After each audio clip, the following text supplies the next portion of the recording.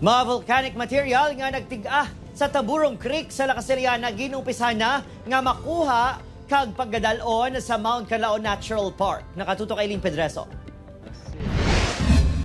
Makita sa video nga amat-amat na nga nagahawa ng pila ka porsyon sang Tamburong Creek sa barangay Biak na Bato sa Castellana.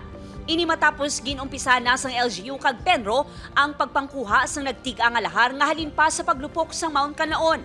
Nagamit sang backhoe sa pagpahigad kag paghakot sang volcanic materials suno sa barangay. So far, dito sa babaw sa park nga na awasan na build up pa na sa siyang mga balas. Ang LGU nag-imo sang dike. So, bali doon nag-letter V na siya ang sapa para sa kilid ang mga balas.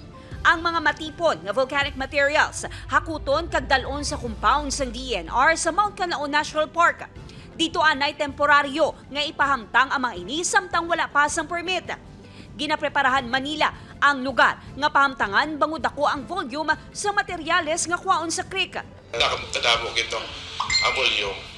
I've heard about mga 60,000 cubic meters minimum. Concentration nato is within the Tamburong Creek, no. Dira na siya kay daw dira ginang kag daw ka kamay ang aton pinga box culvert dira mo. So hindi masyado ka flow ang ano. Wala pa nalabot man ang dalom.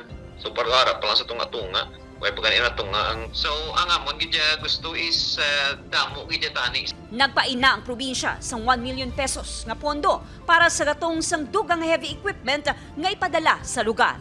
Eileen Pedreso, Western Visayas.